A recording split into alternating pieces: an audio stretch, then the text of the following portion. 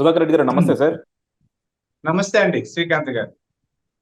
రెడ్డి గారు, గవర్నమెంట్ వచ్చేసింది. అలాగే చంద్రబాబు గారి ప్రమాణ స్వీకారం అయిపోయింది.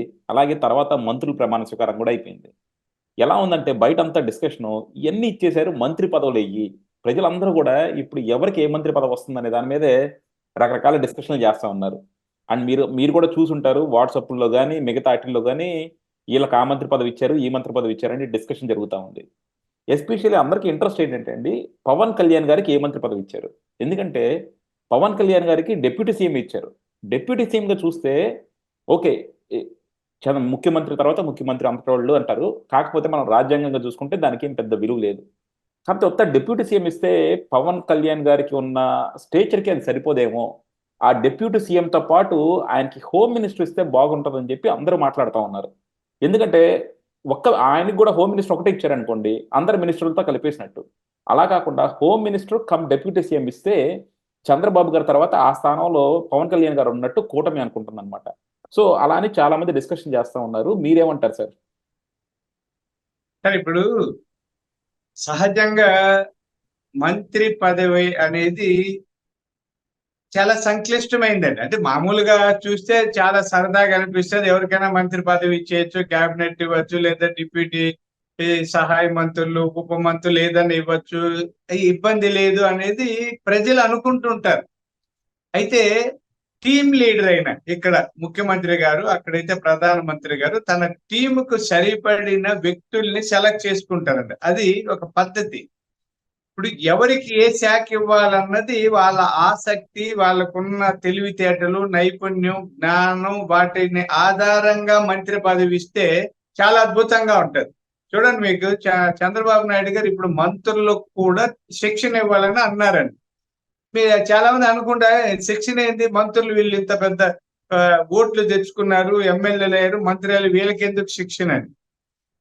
మీరు వినుంటారు, ప్రమాణం చేసేటప్పుడు నాకు తెలిసిన సమాచారాన్ని అంతవరకే వాడుకుంటాను, ఏ విధంగా కూడా ఇతరులకి ఆ సమాచార వ్యక్తులకు కానీ, సమూహాలకు కానీ, వ్యక్తికి కానీ దాన్ని పంచను, చేయను, రహస్యాలు కాపాడుతాను, ప్రజా రక్షణ కోసం కృషి చేస్తే ఇవన్నీ ఉందండి. ఆ రాజ్యాంగంలో ఉన్నవి. తర్వాత ప్రమాణ స్వీకారంలో పొందుపరిచిన అంశాలన్నింటినీ పరిశీలిస్తే తెలివి లేదనుకోండి, మనకు ఆ మంత్రి వర్గానికి లేదా ఆ మంత్రి శాఖకి న్యాయం చేయలేమని. అందుకని చంద్రబాబు నాయుడు గారికి చాలా అనుభవం ఉందండి. ఆయన కొత్తగా ఆయన వ్యక్తి కాదు కదా, ఇప్పటికే 14 ఏళ్ళు ముఖ్యమంత్రిగా చేసిన వ్యక్తి. నన్ను అడిగితే భారతదేశంలో చాలా అరుదుగా కొందరు గొప్ప ముఖ్యమంత్రులు ఈయన ఒకరు. ఆంధ్రప్రదేశ్ లో నాకు తెలిసి ఇంకొక 50 సంవత్సరాల తర్వాత కూడా చంద్రబాబు గారి రికార్డును బ్రేక్ చేసేవాళ్ళు రారు. ఎందుకంటే 14 ప్లస్ ఒక 5, 19 ఏళ్ళు ముఖ్యమంత్రి చేస్తారు. అంత చేయగలిగాడు ఇంకా నాకు తెలిసి పుడతాడో లేదో నాకు తెలియదండి, మేమంతా ఉండము. మీ తరంలో కూడా సాధ్యం కాదేమో నా అంచనా, అది వేరు. మీరు అన్నట్టు పవన్ కళ్యాణ్ గారికి హోం శాఖ ఇస్తే మంచిదని ఈ బాగా సోషల్ మీడియాలో జరుగుతాను.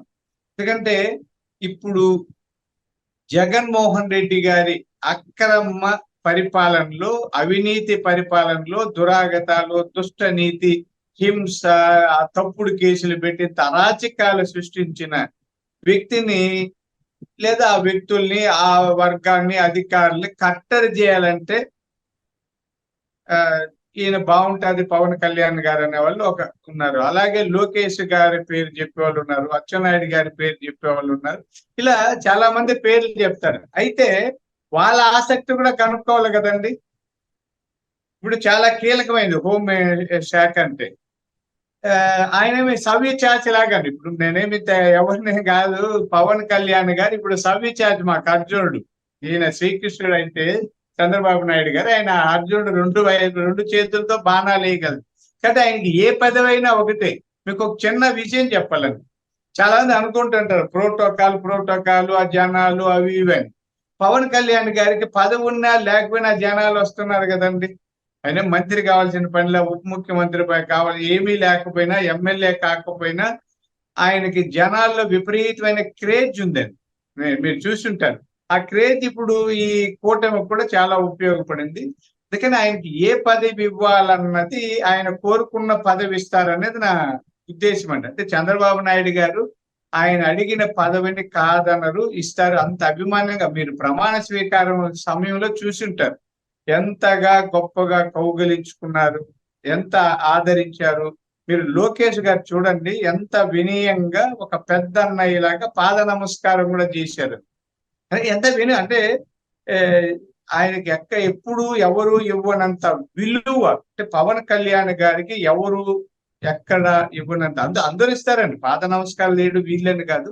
అంత విలువిస్తున్న చంద్రబాబు నాయుడు గారు హోం శాఖ అడిగితే ఇవ్వరా, లేకపోతే మరొక శాఖ అడిగితే ఇవ్వరా, ఆర్ఎన్బి అడిగితే ఇవ్వరా, పంచాయతీరాజ్ ఏది అడిగినా ఇస్తారు. అయితే ఆయనకి ఏది కావాలో ఏమి ఇవ్వాలో ఆయన తీసుకుంటారు, ఈయన ఇస్తారండి. దాని మీద చర్చల పెద్ద, ఎవరి అభిప్రాయం వాళ్ళకు ఉంటుంది కాబట్టి చర్చలు అనవసరం. పవన్ కళ్యాణ్ గారు ఏ పదవికైనా అర్హులే. ఆ పదవులన్నీ ఆయనకున్న ఇమేజ్ ముందు కొద్ది తక్కువే అండి. ఇది మనం ఏమీ తప్పు అని కాదు. అంటే రాజ్యాంగపరమైన పదవులు అన్నింటికంటే గొప్ప అనే విషయం చట్టపరంగా ఆలోచిస్తే, సహజంగా సామాజికంగా ఉన్న పేరు ప్రతిష్టలు ఇమేజ్ వాటిలో చూస్తే ఆయనకు మంచి క్రేజ్ ఉంది. కాబట్టి పదవుల కోసం ఆయన అవసరం లేదు. ఆయన ఇప్పుడు కూడా చెప్పారు, నేను చాలా నిరాడంబరంగా రాజకీయాలు చేస్తాను, వాళ్ళ కార్యకర్తలకు కూడా చెప్పారు. కాబట్టి సముచితమైన పదవి ఆయనకి ఇస్తారు, తీసుకుంటారు, అద్భుతమైన పరిపాలన అందిస్తారన్నది మాత్రం చెప్పగలను.